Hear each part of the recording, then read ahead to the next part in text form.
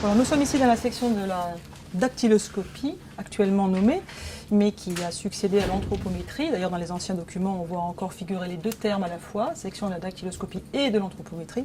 En fait, pour nous rappeler qu'il s'agit d'une section qui s'occupe depuis le début, en fait, de collationner tous les éléments de signalement, tous les éléments, les mesures humaines, donc à l'époque de Bertillon, puis le relevé des empreintes digitales lorsque cette méthode a succédé à l'anthropométrie, donc qui permettent en fait d'établir l'identité physique d'une personne.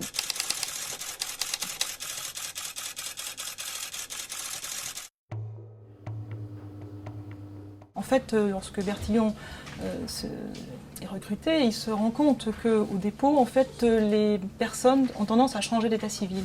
Il reconnaît les individus, plus ou moins, mais il a du mal à prouver que ces personnes sont bien les mêmes que celles qu'il a déjà vues. Et donc, il met en place une méthode, en fait, qui est basée sur les mesures humaines, et qui est un ensemble, en passant un petit peu vite, un ensemble donc, de mesures. Plus il y a de mesures, plus on va vers effectivement le tri et la personne unique. Et il s'est aperçu que l'ossature ne bougeait quasiment plus à partir de l'âge de 20 ans. Donc, ce qui exclut donc les enfants. Les femmes aussi, pour des raisons sans doute de décence, car on ne doit pas s'amuser à mesurer à l'époque et à donc s'approcher des femmes. Il n'y a pas de femmes, ou peu en tout cas dans la police. Donc il faut procéder à ces mesures donc, pour les hommes.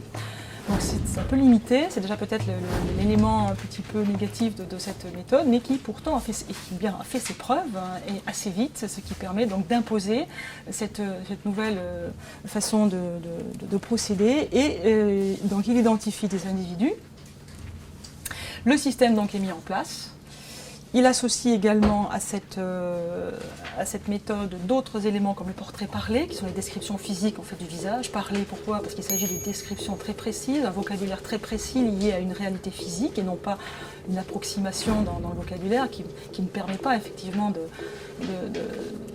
travailler de manière homogène sur l'ensemble du territoire. Je dis l'ensemble du territoire car finalement ce fichier parisien qui est en train de se monter est un fichier national puisque tout va arriver à Paris.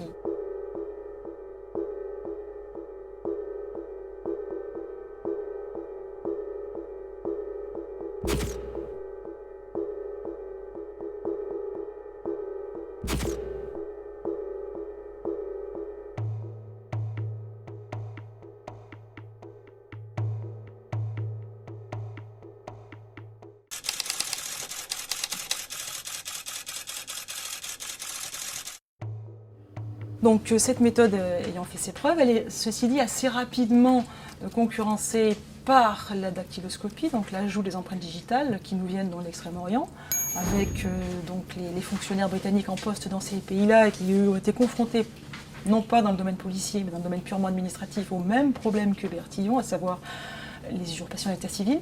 Et là, ils ont eu l'idée de réutiliser ce qui se pratiquait de manière ancestrale dans ces pays-là et multiséculaire, donc la position d'un doigt ou de plusieurs doigts au bas des documents, on va dire, qu'ils soient notariés, qu'ils soient commerciaux, etc. Et cette idée ensuite de cette utilisation a ensuite gagné donc, les domaines judiciaires et policiers. Et surtout à travers donc, Galton qui va commencer à se pencher sur ces études, puisque les empreintes digitales commencent à apparaître dans les revues scientifiques de l'époque.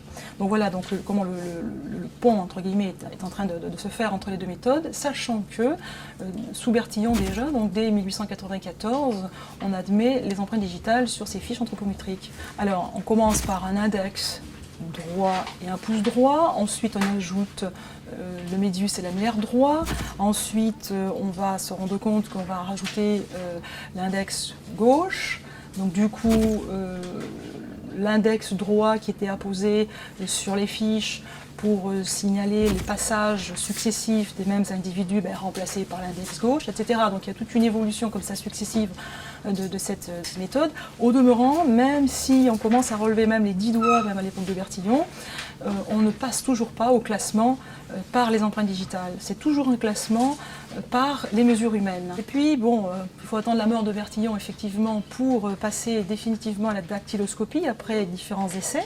Et en 1922, bon, ils ont fixé un petit peu les différentes règles de travail, après plusieurs essais, et on passe directement à la fameuse classification 5 groupes, qui ensuite a été remplacée par une classification en 9 groupes. On verra un petit peu ça avec l'autre partie du fichier.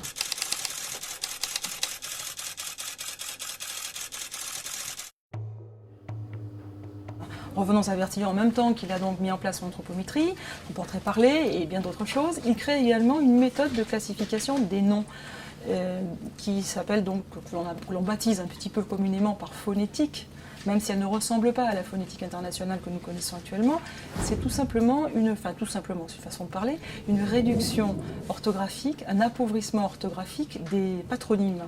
En fait, il faut distinguer deux choses. Lorsque Bertillon essaie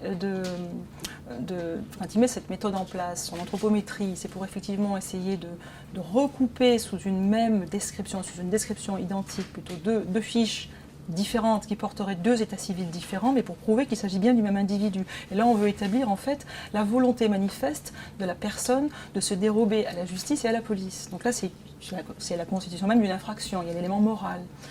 Dans le cas de la phonétique, on n'est pas tout à fait dans le même cas. Il va plutôt essayer de cibler tout ce qui est dû à l'erreur du scripteur, ou à l'erreur due à une prononciation, un accent. Bon, à l'époque, il y a beaucoup d'accents encore très marqués dans les régions françaises. On a aussi un apport d'immigration de différents pays. Il y a les conséquences de la guerre de 70, avec peut-être aussi des patronymes d'Alsace. Tout ça un petit peu surprenant pour des personnes qui bougent moins qu'à notre époque. Et donc, selon comment on écrit, on ne va pas forcément respecter l'orthographe initiale du nom. Donc, un classement purement orthographique éloignerait des fiches écrites de manière légèrement différente. Et le but est quand même de connaître l'ensemble des passages d'un même individu pour justement, d'une part, établir sa récidive, ce qui est le but même de ce type de fichier, mais aussi de pouvoir signaler que cette personne qui est signalisée tel jour n'est pas la même que telle autre, n'a rien à voir avec une qui serait effectivement incriminée. Donc il est parfaitement important de faire le tour de l'ensemble des fiches présentes dans le fichier. Et seule la méthode qu'il met au point permet justement de rassembler les fiches. C'est-à-dire, au lieu de les disséminer dans un classement alphabétique dû à un irrespect de l'orthographe, 2 T au lieu d'un T, un T au lieu de 2 T et vice-versa, un H, 2 N au lieu d'un N. Donc effectivement, certaines fiches peuvent être très éloignées les unes des autres. Dans un cas comme la phonétique, elles seront toutes rassemblées. Et il prend un exemple très significatif dans son manuel de phonétique. Donc on est à peu près un peu en 1910, 1905 à peu près, donc la mise en place de la phonétique. Donc il prend un exemple très parlant qui est le nom de France du Nord d'Aulnay, D''A-U-N-A-Y, qu'il prétend pouvoir orthographier de plus de 16 000 façons différentes. Alors on peut croire à une galéjade, mais effectivement il en fait la démonstration, et même y compris donc des formes très rares de transcription. Mais ces formes rares ne sont pas forcément impossibles. Donc il faut s'y figurer donc que quelqu'un qui travaillerait dans un fichier alphabétique serait amené à imaginer, pour chercher cette fameuse fiche et être certaine qu'elle est vraiment dans le fichier, il faudrait imaginer les 16 000 façons de l'orthographier, ce qui est manifestement impossible, sachant qu'en plus on n'a pas qu'un individu à chercher. Donc avec son système d'appauvrissement orthographique, de réduction orthographique, partant du principe qu'un nom, plus un nom est court, plus il est facile à classer et plus il est facile à trouver, eh bien, on va réduire données à une seule étiquette. Je dis étiquette parce que c'est ce qu'on trouve là, ici, D-O-N-E, tout simplement. Donc les 16 000 façons seront à une seule classification. Et là, on est à peu près sûr de mettre la main sur, pas forcément la bonne fiche, mais enfin sur le paquet de fiches dans lequel elle ne peut immanquablement qu'être. Donc ce système fait ses preuves, il fait encore ses preuves, puisque nous l'utilisons plus marginalement, parce que maintenant nous avons le système informatisé du FAED, mais il y a encore des nécessités de travailler dans cette partie restante du fichier, et s'il était encore classé en alphabétique, on ne retrouverait pas de fiches. Alors là, on retrouve toujours des fiches, même s'il y a une déperdition de la connaissance, mais malgré cette déperdition, le fichier résiste énormément. Donc c'est une excellente méthode.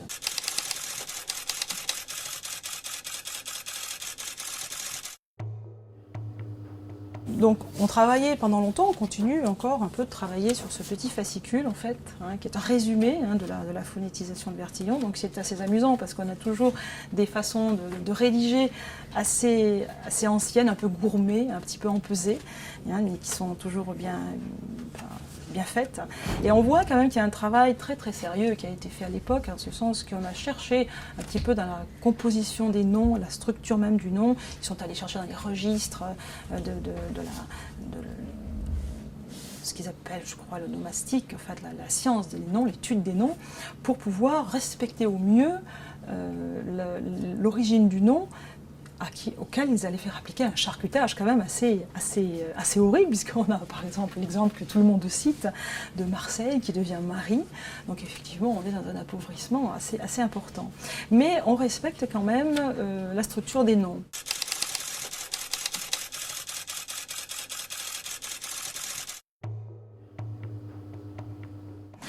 Et dans la première partie de cet ouvrage, donc, il nous explique aussi comment gérer le fichier, comment le créer, comment l'étoffer, mais comment aussi le réduire en fonction de sa vie. Et notamment, vous avez ces petits cartons. Parce que, alors, c'est assez amusant, c'est pour ça que je le signale. L'idée de la phonétisation, c'est de rapatrier tous les patronymes qui, on va dire grosso modo, auraient une orthographe relativement similaire. Le cas des données tout à l'heure. On ne va pas égarer des fiches, on va au contraire les rassembler. Ceci dit, il y a quand même des fiches, si on les phonétisait, il n'y aurait peut-être qu'une seule fiche pour la famille de noms, parce qu'il y a des noms plus rares que d'autres. Bon, ce qu'il fait, il décide quand même toujours dans un souci de groupement des fiches, de disparité, pour éviter la disparité, il décide de créer des fiches de renvoi. Par exemple, un cas typique de Fèvre, Fèvre qui s'écrirait donc avec un B, c'est l'ancien Fébure en fait qui est devenu Fèvre. Donc effectivement, si on respecte la phonétisation, on ne va pas classer Fèvre tout à fait au même endroit que Fèvre. L'un sera à la lettre B, F-E-B, et l'autre sera à la lettre F-E-V. Donc ils seront éloignés. En même temps, des Fèvres, il y en a peut-être moins que des Fèvres. Donc l'idée, c'est que le nom le moins représentatif va aller s'accrocher au nom le plus représenté. La famille de noms la plus importante va absorber la famille des noms ressemblantes la plus restreinte. Et donc il nous fait un carton de renvoi. Fèvre, c'est pas la peine de l'apprendre par cœur, donc on sait que Fèvre, il sera classé, renvoyé à Fèvre. Voilà. Donc il nous fait des petits cartons de renvoi avec une bordure bleue. Et là, bon, il y en a plein de fichiers, effectivement, donc on n'a pas besoin d'apprendre toutes ces exceptions par cœur, bien sûr, sachant que cette petite entorse est encore dans son esprit, l'idée de rassembler ces fiches, justement, pour éviter les difficultés orthographiques.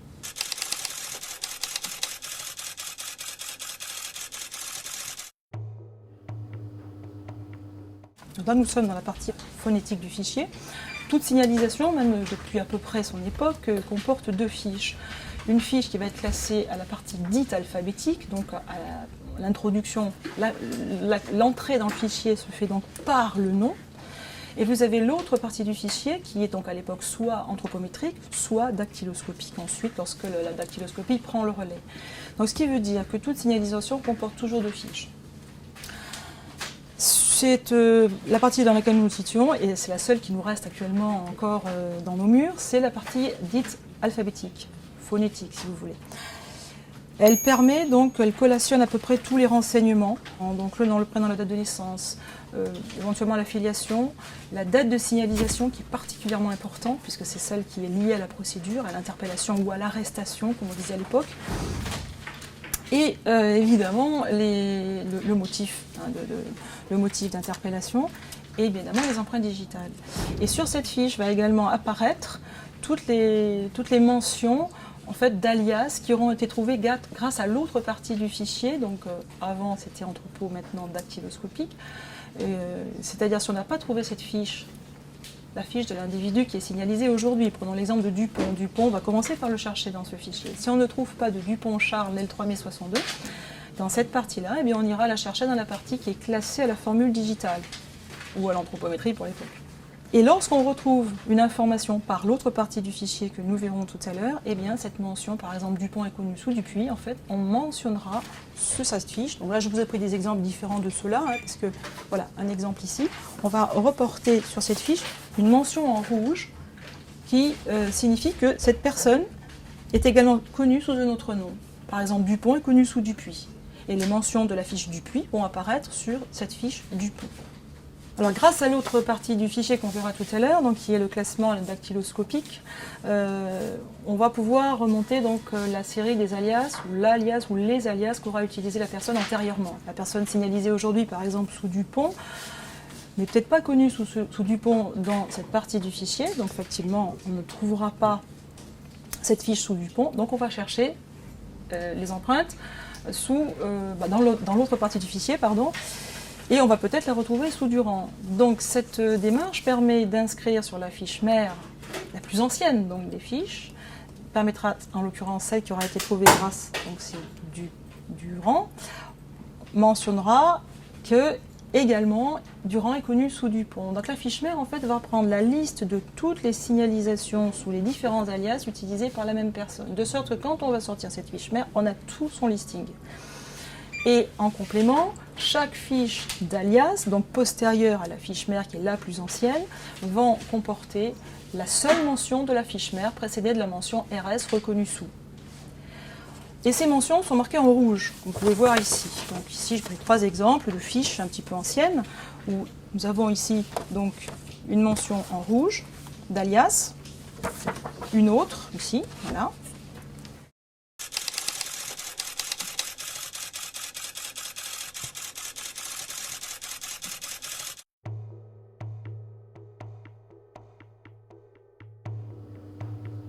Mais il se peut que dans le fichier, on trouve un Dupont-Charles, né le 3 mai 62. Donc même nom, même prénom, même date de naissance. Alors là, effectivement, c'est plus ennuyeux parce que seules les empreintes digitales ou l'entrepôt vont nous permettre de dire s'il s'agit bien de la même personne ou pas. Or, il peut se faire que ce ne soit pas la même personne. Les exemples sont assez courants, en tout cas en région parisienne, puisqu'il y a pas mal de passages de personnes. Et on s'aperçoit que peut-être que Dupont-Charles, en fait, il a un homonyme, c'est-à-dire qu'une autre personne que Dupont-Charles, connu déjà dans le fichier, pardon, qu'une autre personne, oui, que celle signalisée aujourd'hui, existe déjà dans le fichier, mais étant physiquement différente. Et là, les mentions seront notées en vert, tout simplement. Voilà, n'est pas le même que celui signalisé telle date, tout simplement. Il peut y avoir effectivement cumul des deux, à la fois un homonyme et des alias. Là, c'est des dossiers particulièrement intéressants. Et pourquoi tout ce travail? Parce qu'en fait, il faut vraiment savoir quelle est la personne qui a été interpellée dans une procédure, quels sont les faits qui lui sont peut-être imputables, au magistrat effectivement de le déterminer, et puis surtout, le magistrat, grâce à cela, pourra savoir à quelle personne physique il pourra appliquer la peine. Et c'est le fond même de la création de l'anthropométrie, de la section anthropométrique, puis de dactyloscopie ensuite. C'est permettre au magistrat d'établir la récidive ou la réitération, et de ne pas faire de confusion de personnes, afin de lui permettre d'appliquer la peine à la bonne personne. Évidemment, nous ne pouvons pas dire si la personne est coupable, ça c'est absolument pas notre travail, mais nous pouvons l'aider en tout cas à déjà distinguer une personne d'une autre. Parce que qui dit état civil dit forcément infraction, donc procédure différente. On ne peut pas dire qu'un voleur qui a commis que des vols, par exemple, serait le même qu'un meurtrier sous prétexte qu'ils ont le même état civil. Non. Or, c'est le problème qui se passe dans un fichier purement nominatif, comme c'est, je crois, l'ensemble de tous les fichiers de police. D'où la nécessité pour Bertillon de créer tout cela.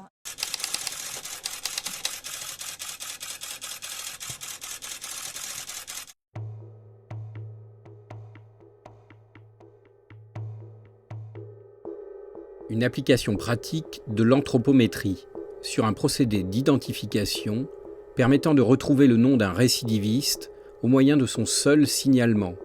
Classification en partie double, ordre alphabétique et ordre par mensuration. Là, la première de ces fiches, la moins haute, est classée suivant un ordre spécial dit par mensuration, et la seconde dans une collection alphabétique, d'après les noms et prénoms de chaque détenu.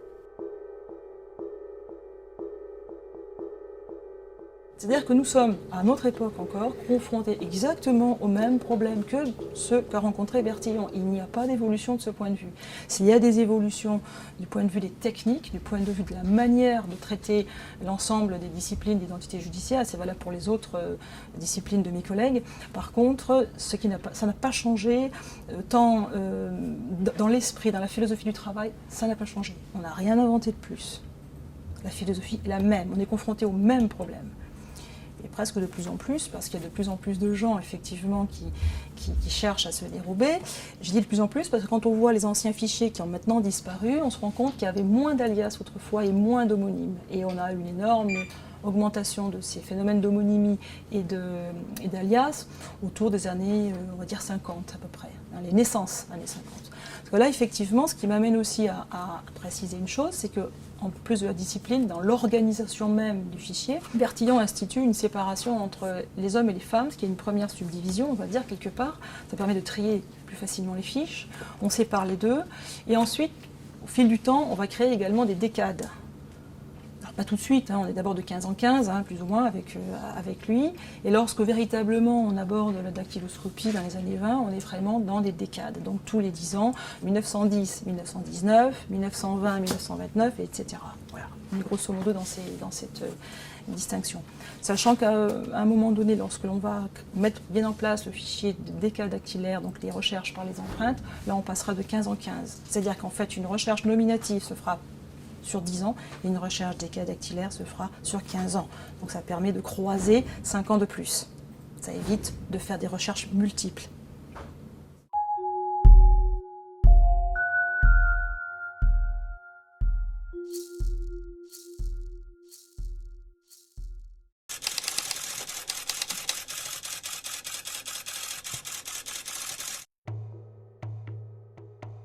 Ce fichier aussi avait la particularité, et il a toujours la particularité d'être national. C'est-à-dire, en fait, actuellement, on travaille avec le fichier automatisé des empreintes digitales, qui est un fichier national, donc ça n'étonne plus personne.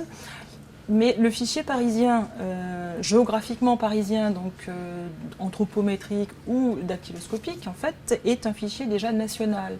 On a très très tôt, dans les premières années du XXe siècle, donc les consignes, je crois que c'est en 1900 carrément, on a des consignes en fait ministérielles données donc, pour que les prisons, les maisons d'arrêt envoient également leur signalisation à Paris, donc par le biais de ce que l'on a appelé pendant très longtemps le casier central anthropométrique. Donc, quand je suis arrivée il y a 25 ans, je voyais des collègues qui notaient des fiches justement du CCA. Donc c'était ce fameux casier central anthropométrique qui à l'époque commençait déjà à tomber en désuétude et qui a ensuite, lorsque le FAED est effectivement arrivé, a été complètement abandonné, partant du principe que chaque identité judiciaire régionale allait dans les maisons d'arrêt signaliser les individus et alimenter ensuite le FAED par ce biais de manière régionale. Par une circulaire en date du 13 novembre 1885, Louis Herbette, alors directeur de l'administration pénitentiaire au ministère de l'Intérieur, impose la création de services d'identification dans l'ensemble des prisons centrales françaises. Il leur adresse alors une brochure détaillée, intitulée « Instructions signalétiques, identification et classification anthropométrique », qui a été spécialement rédigée par Alphonse Bertillon lui-même, à l'usage des surveillants de prison ainsi que des instruments servant à la mensuration des détenus. Donc voilà, c'est pour dire qu'effectivement, dans ce fichier, surtout dans les décennies très anciennes, c'est assez visuel ici, on a ces petits papillons qui sont collés. Alors soit la fiche nous vient directement de la maison d'arrêt, elle est constituée là-bas, c'est le cas de celle-ci, elle vient de Caen. Mais il y a eu des passages successifs, donc dans cette maison d'arrêt, d'autres incarcérations successives, et la maison de Caen nous a renvoyé donc après des petits papillons que nous avions pour mission de coller sur cette fiche ou sur d'autres qui auraient pu être faites sur Paris même. Voilà. Donc il y avait énormément de ces fiches-là dans les décennies anciennes.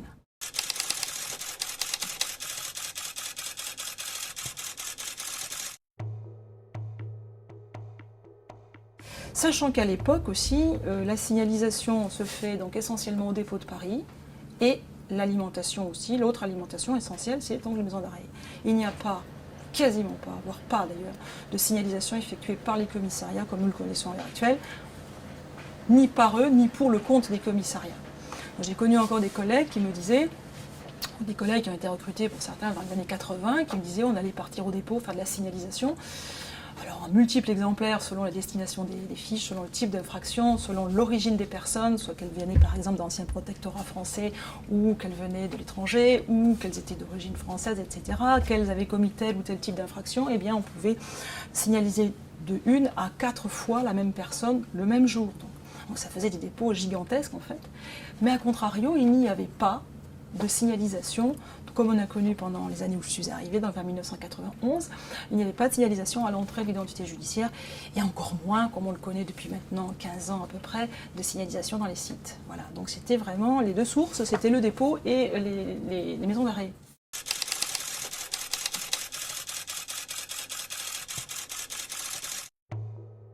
Il y avait aussi, alors là je ne sais plus trop à partir de quelle époque, mais enfin on a quand même des fiches qui nous venaient de ce qu'on appelait l'OIPC, en fait Interpol, qui envoyait ce genre d'informations. Alors ce sont des fiches de format A4 que les collègues à l'époque repliaient au format préfecture de police, donc on a inséré en dessous une fiche cartonnée, classique, de notre fichier, et on entortillait entre guillemets proprement la fiche OIPC de manière à faire apparaître les empreintes pour qu'elles soient lisibles et utilisables.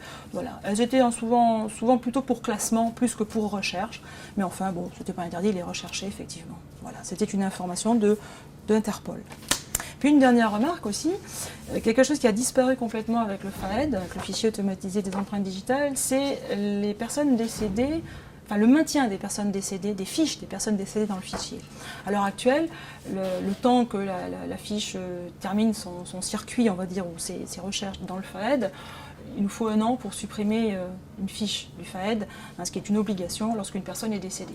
On appliquait la mention décédé sur la fiche, mais on conservait cette fiche. Ce n'était pas une volonté de collectionner, tout simplement, l'idée c'est qu'on peut très bien usurper l'état civil d'une personne décédée, et donc il est nécessaire justement de connaître son passé pour pouvoir distinguer cette personne de celle qui usurpe l'état civil.